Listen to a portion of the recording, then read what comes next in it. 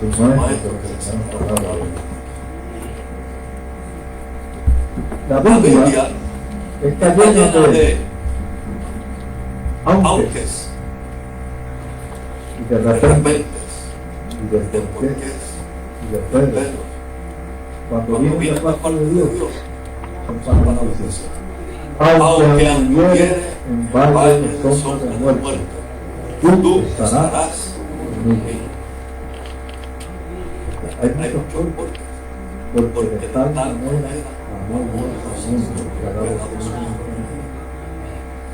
Hay muchos de repente, estando todos reunidos, descendió del cielo como un estruendo, el Espíritu Santo prometido, y fueron llenos todos del Espíritu Santo. La Biblia está llena de repentes. ¿Sabe qué tiempo le toma a Dios cambiar el curso de la historia? Como ese cuando le toma a Dios. Un abrir y cerrar de ojos. Porque en un abrir y cerrar de ojos, a la final trompeta, los muertos en Cristo resucitarán primero y nosotros nos hayamos quedado. ¿Cuánto tiempo le toma a Dios? Un abrir y cerrar de ojos. Parpadeo. Eso es lo que le toma.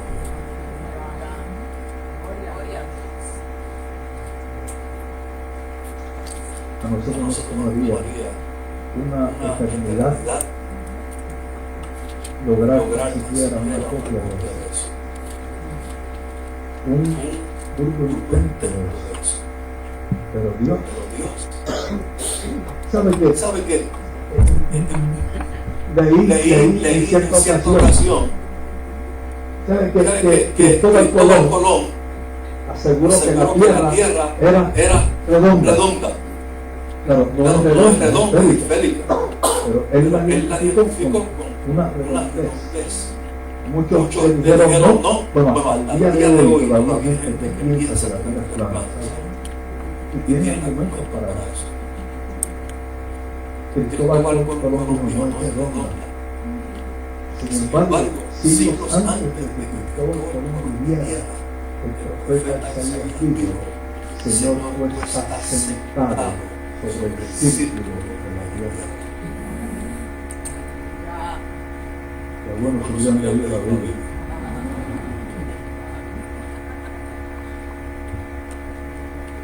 Yo quiero omitir lo que muchos predicadores dirían que el mensaje tiene una introducción. Yo quiero usar una introducción, quiero estar lleno a los comentarios hoy. Un verso de la Escritura que yo cito donde se encuentra y de seguro usted sabrá de qué verso estoy hablando. Romanos 8, 28.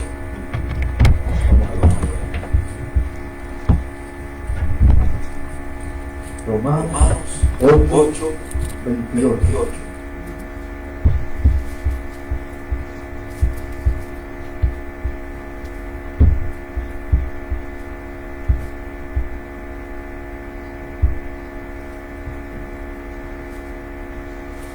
Romanos 8:28 dice: y sabemos, dice el apóstol Pablo, y sabemos que a los que aman a Dios, todas las cosas les ayudan a qué.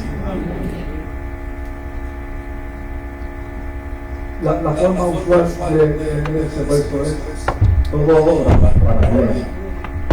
Lo que dice el texto es que todas las cosas ayudan a bien. Esto es, a los que conforme a su propósito son llamados. Ahora, yo creo que juntos hagamos algo de exégesis y que interpretemos ese verso juntos. ¿Cuántas cosas están diciendo? ¿Cuántas cosas ayudan a bien? ¿Cuántas cosas ayudan a bien? ¿Son todas las cosas buenas? ¿Qué es lo que están diciendo? que todas las cosas ayudan a bien, sean buenas o malas. Pero yo quiero llamar su atención que ese texto usualmente se interpreta como aquello que llega a nuestra vida que no es agradable. Bien, lo voy a decir más fuerte, que las cosas malas ayudan a bien. Que las cosas malas, que los problemas, la tribulación, la angustia, ayuda bien. ¿Es eso cierto? Sí, ayuda bien. No son buenas. Ahí dice que ayudan bien. Ahí está diciendo que cuando llega un problema en mi vida, una dificultad, una escasez, una prueba, no está diciendo que eso es bueno. Lo que está diciendo es que ayuda bien. Pero eso es una parte de lo que presenta el texto. Yo quiero llamar la atención cuando está incluyendo las cosas buenas. Lo digo otra vez, todas las cosas ayudan a bien. ¿Por qué simplemente mencionamos las malas? Yo quiero decir que las cosas buenas ayudan a bien. Y usted me dirá, pastor, eso es dado, se sabe. Pues yo le tengo una noticia, mira, al principio de este libro, de Romanos, habla de que en el capítulo 1 dice que la grandeza de Dios, su eterno poder y deidad le pueden manifestar al hombre desde el comienzo. Desde el comienzo. De manera que no tienen excusa. Es decir, el hombre, delante de la majestuosidad de la creación, en su interior sabe que eso no ocurrió con un Big Bang. Claro, aquella gente no habla de Big Bang hoy. Mire, aún que lo expresa, sabe porque sabe. Y lo más profundo de su ser, que es posible que eso ocurra por un Big Bang. Entonces, esa creación, dice Romanos capítulo 1, habla de su grandeza, de su eterno poder, de su deidad. Sin embargo, eso tan bueno sirvió para que muchos tuvieran la atención para adorarla.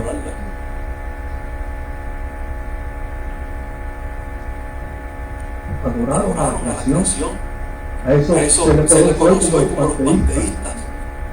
¿Qué es un panteísta? Uno que dice, wow, ese sol es impresionante. Ese sol, yo tengo que adorarlo. Y hay gente que adora el sol, porque todo adora. ¿Y qué más adora? Todo. ¿Y de cuántas cosas hace Dios? De casi todo. El apóstol Pablo visitó a Grecia, Atenas, y dice que caminaba por la ciudad y había ídolos, dioses dedicados a casi cualquier cosa. El apóstol dice que su espíritu se enaltecía, porque a dónde llegaba ese espíritu idólatra de identificar cosas buenas, pero convertirlas en Dios. Es decir, el Dios Sol, el Dios de la abundancia, el Dios de la fertilidad. Para todo había. Entonces se encontró a un ídolo que tenía una inscripción que decía al Dios no conocido.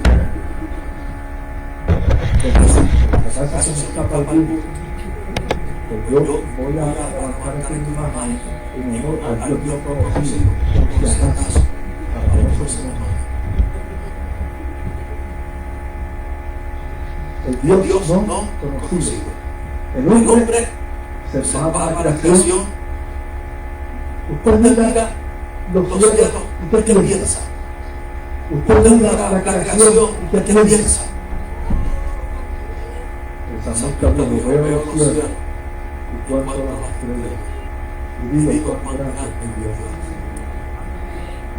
Hay otros que ven los cielos y cuentan las mismas estrellas que las santas.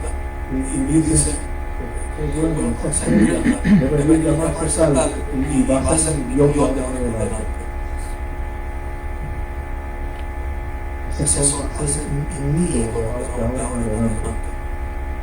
Todas las cosas ayudan bien, las malas y las buenas. ¿En quién? ¿Para quién? Para los que aman a Dios. Él no quiere que usted mire para el verso. Y sabemos que a los que aman a Dios, todas las cosas les ayudan a bien. Yo no puedo estar diciendo que todas las cosas ayudan a bien a cualquiera. Todas las cosas ayudan a bien al que ama a Dios. ¿Quién es el que ama a Dios? Jesús lo dijo claro. El que guarda mi palabra es el que me ama. Si me amáis, guardad mis mandamientos. Para Dios eso es el amor. Si ama a Dios, guardo su palabra, guardo sus mandamientos, vivo en Él. No fuera de Él. Amar a Dios no es librar de emoción. A veces no explican la a veces se ha incluido caer como muerto a sus pies, sí, pero amar a Dios es guardar su palabra. El verso dice, a los que aman a Dios, todas las cosas les ayudan a bien.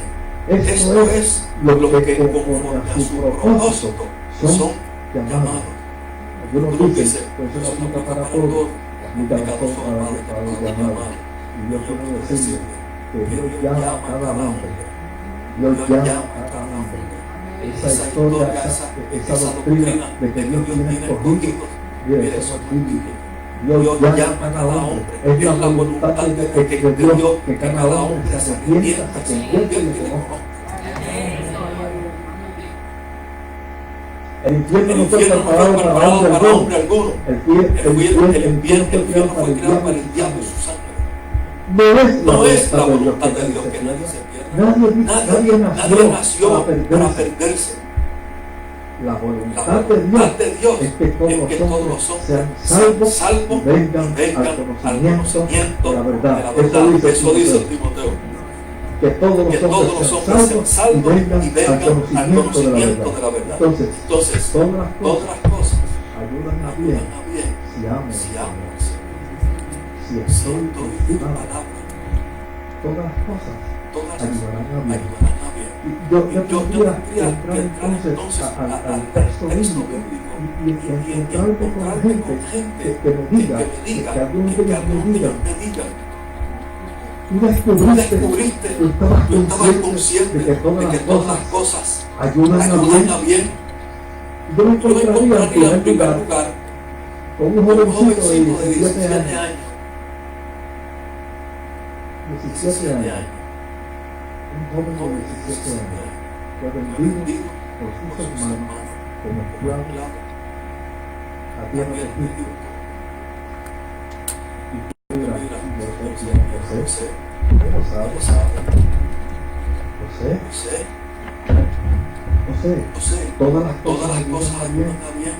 Y José estaría aquí explicando, yo puedo asegurar, puedo confesar que todas las cosas ayudan a bien. Mire, José sería uno de los ejemplos más tempranos de la Escritura, de que todas las cosas obran para bien cuando llegan cosas negativas a mi vida, cosas difíciles a mi vida, que yo no busqué.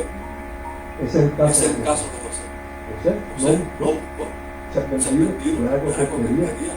Y hasta temprana edad todavía. ¿Y por qué? ¿Por qué fue vendido? Porque sus hermanos le tenían envidia. ¿Por qué le tenían envidia? Porque Dios tenía un trato con él. Y él lo confesó. Él lo dijo. Yo tuve un sueño.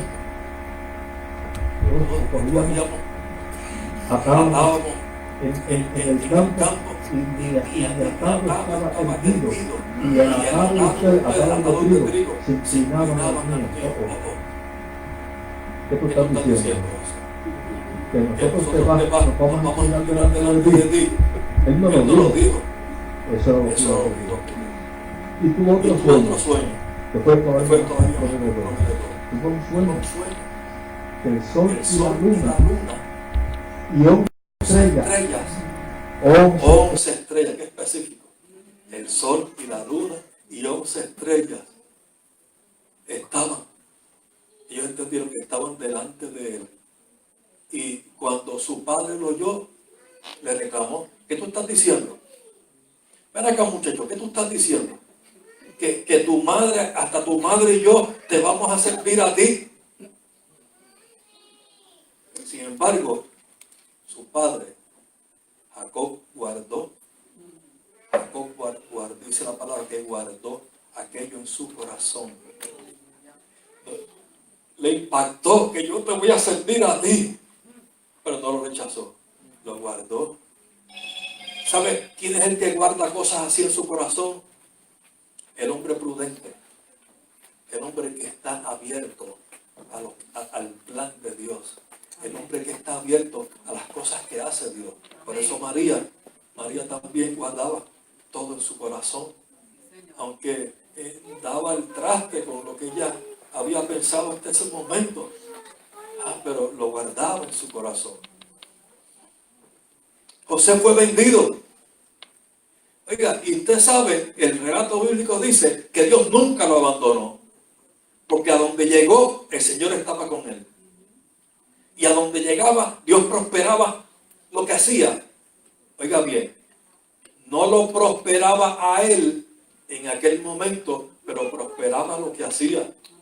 Él seguía siendo esclavo. Sin embargo, como esclavo lo que hacía era de bendición. Llegó a casa de Potifar y en casa de bendición. Aun cuando había sido vendido. Y de allí salió por una falsa acusación de la esposa y fue preso. Y cuando llegó a la cárcel, dentro de la cárcel, Dios prosperó lo que estaba haciendo. Y llegó a ser el encargado del presidio. Oiga, llegó a presidio y el encargado del presidio le dijo: te nombro ahora mi asistente. Tú eres mi asistente.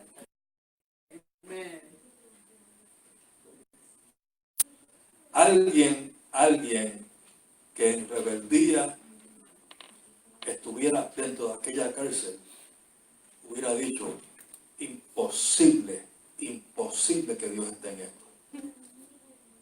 Imposible que me nombren a cargo del presidio, no me interesa, que busquen a otro.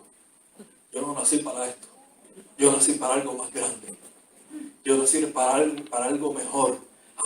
Pero dentro de aquella cárcel había un jovencito diciendo: Él está conmigo allá afuera y acá adentro. Y no hay cárcel capaz de cancelar el propósito de Dios en mi vida. Nada. Por eso yo creo, dice José, todas las cosas ayudan a bien. Aquí estaría José diciendo eso: todas las cosas ayudan a bien. Pero eso lo ve solo quien ama al Señor. Yo no lo veo. Yo no sé cómo es. Más tarde lo pudo decir. Más tarde pudo. Porque aún dentro de la cárcel tuvo la sabiduría de interpretar sueños. A dos personas que estaban allí. Uno era el copero del rey, otro era el panadero. Le interpretó al uno, y aquel sueño se cumplió. José le había dicho: cuando estés allá en la corte del rey, acuérdate de mí. Acuérdate de mí. Se lo olvidó. Nunca olvide. Oiga, nunca olvide quien ha hecho algo por usted. No lo olvide. Se trata de honra. Eso es lo que la Biblia llama honra. Por eso honra a padre y a madre. No lo olvides nunca. Aunque tengas 80 años, no lo olvides. No importa qué edad tengas, no lo olvides. Honra a papá y a mamá.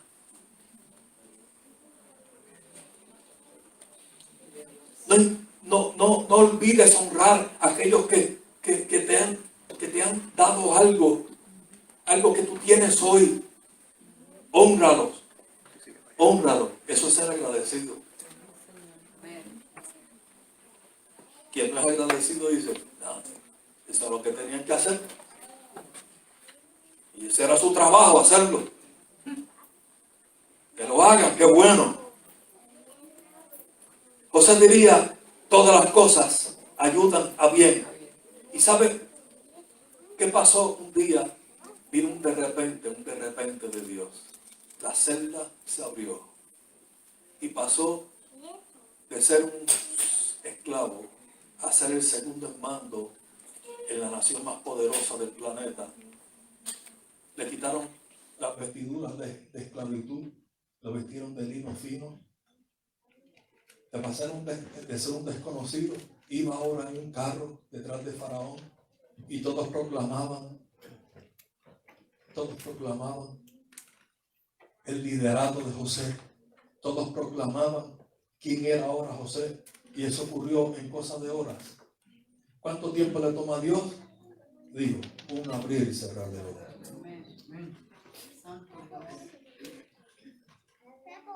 Pero ¿sabe qué? José pudo decir, lo uno obró para bien y lo otro también. Porque cuando fui nombrado vice-faraón, aquello también obró para bien. En otras personas no hubiera obrado para bien. ¿Sabe cuántas personas cuando fueron nombrados vice-faraón se enaltecieron? Y pensaron, pues por mi dedicación y por mi esfuerzo y por mis capacidades. ¿No fue eso lo que pasó con el pueblo de Israel? Que Dios tuvo que reclamarles, mientras ustedes estaban pasando por adversidad, yo los alimenté, yo los cuidé, yo los protegí. Y cuando estaban en aprietos, clamaron y yo contesté. Y ahora que están en abundancia, ahora que tienen abundancia, que tienen hogar propio, se olvidan de mí. Y Dios les reclamó en su prosperidad. No me buscaron, no me honraron. Me honraron solo en su escasez. Me llamaron solo en su escasez, en su problema. ¿Ven? Un pueblo que no podía decir todas las cosas ayudan más bien. Me ayuda bien si cuando tengo que clamar, cuando me veo en escasez y clamo. Me ayuda bien cuando estoy pisando en seco, cuando mis pies están sobre peña. Entonces ya no lo necesito más a él. Ya no me acuerdo más de él. No podrían decir todas las cosas ayudan a bien. Hay otro personaje. Yo quisiera invitar a que me testifique si todas las cosas ayudan a bien. Para uno que entró en una situación que no estaba en el programa por su propio error y se llamó Moisés. Moisés estuvo en aquel mismo Egipto donde estuvo José tiempo antes, décadas antes. Y participó de aquello que José consiguió. Fue más tarde. Tenemos que establecer cronología. Moisés fue hijo adoptivo de Faraón. Y como hijo adoptivo, fue ilustrado en las letras de los egipcios. Fue educado. Moisés estudió en el Templo del Sol.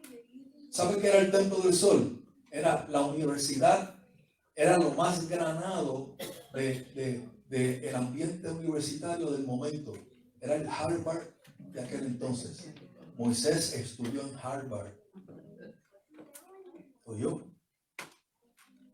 Egresado de Harvard, con todos los honores.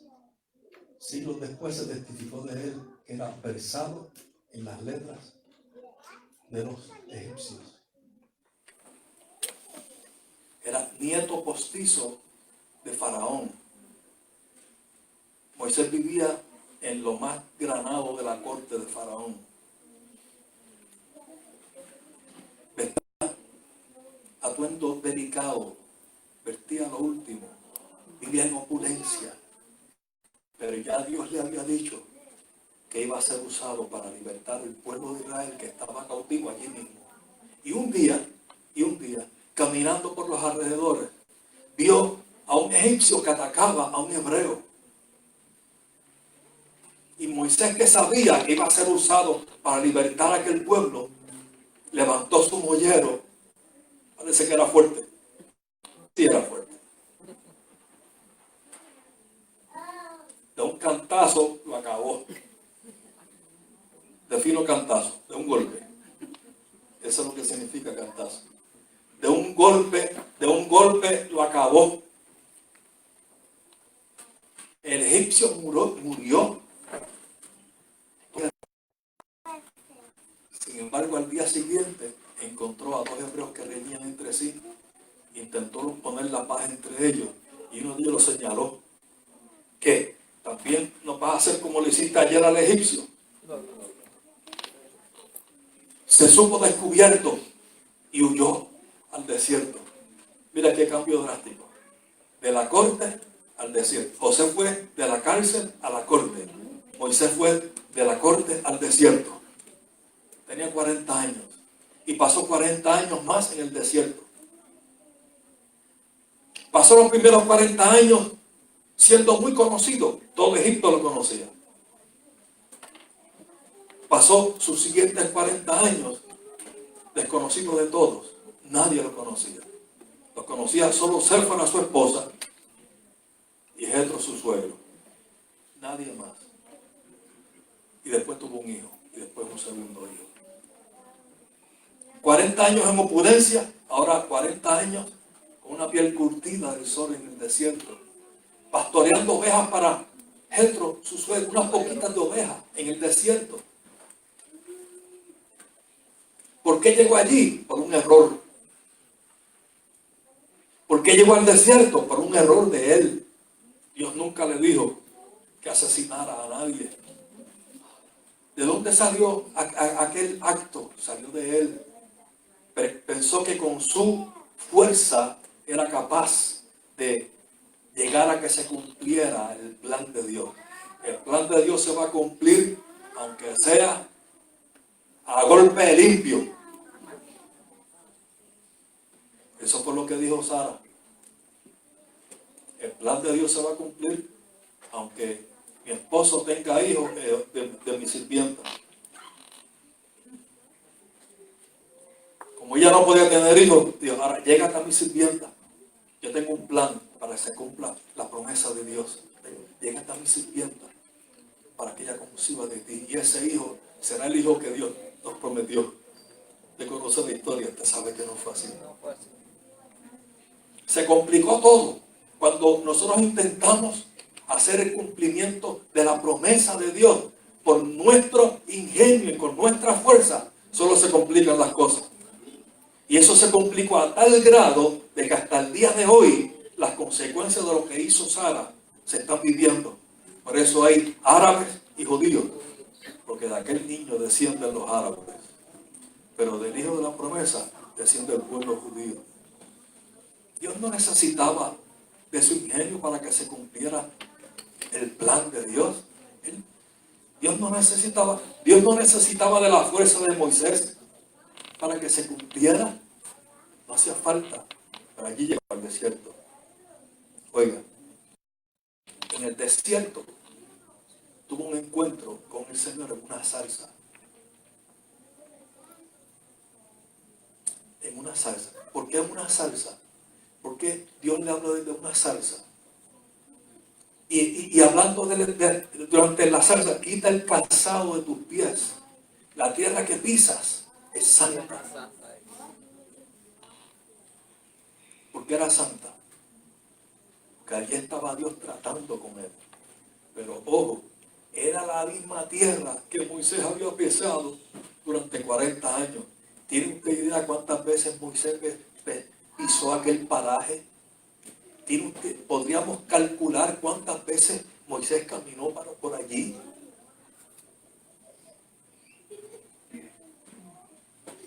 Yo le estaba diciendo, yo he estado contigo en el desierto en cada paso que tú das. Tú llegaste aquí por un error tuyo, pero yo no te abandoné. ¿Sabe por qué? ¿Sabe por qué? Porque la presencia de Dios en nuestra vida es promesa. Es promesa.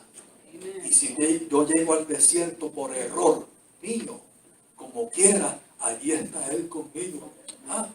¿Será todo igual? No, porque hubo un atraso de 40 años. ¿Canceló eso el plan de Dios? No. ¿Que mi error cancela el plan de Dios? No. Un error me lleva al desierto, pero la salsa me lleva de nuevo a la corte de Faraón, de donde salí. Solo que ahora vas a ir de parte mía. Vas de parte mía. Saliste huyendo, ahora yo te envío a la misma corte donde saliste huyendo. Ahora te envío yo. La pregunta es: ¿quién soy yo, Señor, para ir allá? ¿Quién soy yo? Y la respuesta de Jesús: vete, porque yo te envío. Señor, y cuando me pregunten quién me envió, dile que el yo soy te envió. Dile que te envió el yo soy. ¿Sabe quién puede decir yo soy? Está en presente. Yo soy, yo soy, yo soy, yo soy, yo soy, yo soy, yo soy.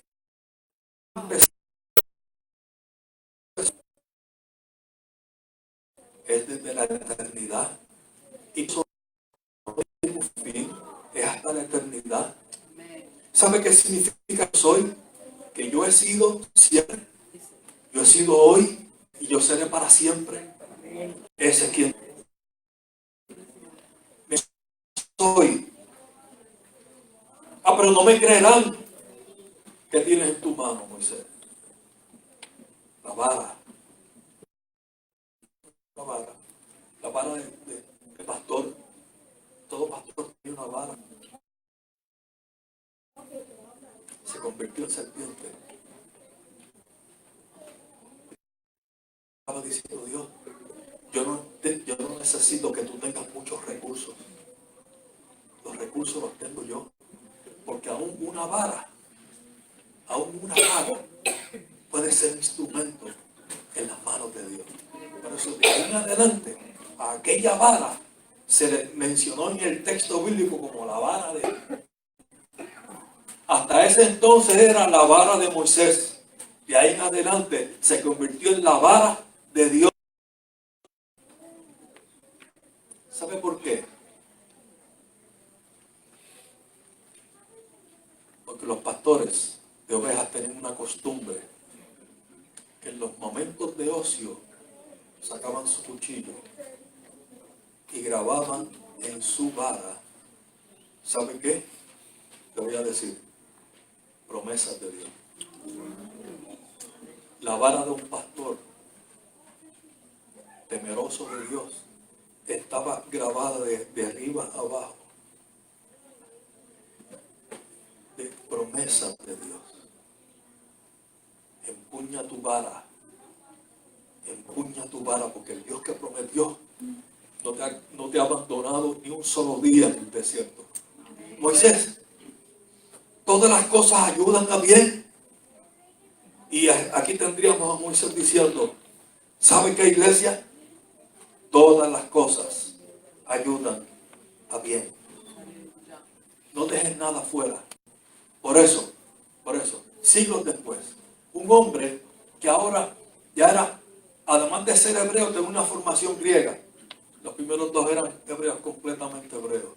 Ahora, siglos después, un hombre descendiente de hebreos con una formación griega. Tan era así que tenía dos nombres. El uno era hebreo y el otro griego. Un Saulo que llegó a ser Pablo. Saulo de Tarso fue Pablo. Ese hombre dijo siglos después: en todo y por todo estoy enseñado. Y desglosó eso. He aprendido a contentarme cualquiera que sea mi situación. Amén. Repito, he aprendido eso, a contentarme. ¿He aprendido qué? A contentarme cualquiera que sea mi situación. Oiga, y eso es bien amplio. que cualquiera que sea mi situación, sí. Mire, yo he estado en todas circunstancias, dijo Pablo. He tenido abundancia y he tenido escasez. ¿Y sabe qué? Ambas ayudan a bien. Ambas ayudan a bien. He aprendido a contentarme cuando tengo abundancia y he aprendido a contentarme cuando tengo escasez. He aprendido a contentarme cuando tengo abundancia sin olvidarme de Él. Sin olvidarme de Él. Y cuando tengo abundancia, digo, Señor, gracias, por tu mano fue. Y veo a Dios en la abundancia. Y he aprendido que en la escasez, yo puedo decir gracias, porque en el momento de escasez, tú estás conmigo. Tu vara y tu callado me infundirán aliento, aunque sea en el valle de sombra de muerte. Y lo puedo testificar desde ahora. El salmista habló en términos del futuro. Tu vara y tu callado me infundirán aliento. Todo lo he aprendido. He aprendido la escasez, la abundancia. He aprendido a estar acompañado. He aprendido a estar solo. He aprendido que Dios está conmigo en el campo, en la ciudad. He aprendido que Dios está conmigo cuando tengo vestiduras delicadas, cuando apenas tengo con qué vestir. He aprendido que aunque sea como mi Señor, que no tuvo donde recostar su cabeza, mi vida es abundante. Porque la abundancia del hombre no consiste en los bienes que posee. Eso lo dijo Jesús. Dios puede realizar en un día lo que a otros le tomaría mucho tiempo, hacer si acaso una burda imitación de eso. Pero mientras que yo hago, ahí es donde está la diferencia. Mientras que yo hago, yo he aprendido a contentarme cualquiera que sea mi situación. Y cuando oro, Pablo tiene un aguijón. Mire, sobre ese aguijón se ha debatido tanto. ¿Qué era el aguijón que tenía Pablo? En 2 de Corintios lo dice, para que no me enaltezca sobremanera la abundancia de la revelación, me fue dado un aguijón. Escucha esto. Era un mensajero de Satanás que me abofetea. ¿Cuál era el aguijón? Pues no dice Pablo. Solo dice que era un mensajero de Satanás. Era contrario y lo abofeteaba. Y he orado al Señor. No dice cómo fue la oración. Yo quiero decirle cómo fue. Señor, por favor, quítalo de mí. Quítalo. Me abofetea, quítalo de mí. Y Dios, oiga bien, no le contestó. Por eso oró una segunda vez. La oración igual. Y Dios no le contestó. Y oró una tercera vez. Señor, quítalo de mí. Y la respuesta de Dios fue, bástate mi gracia.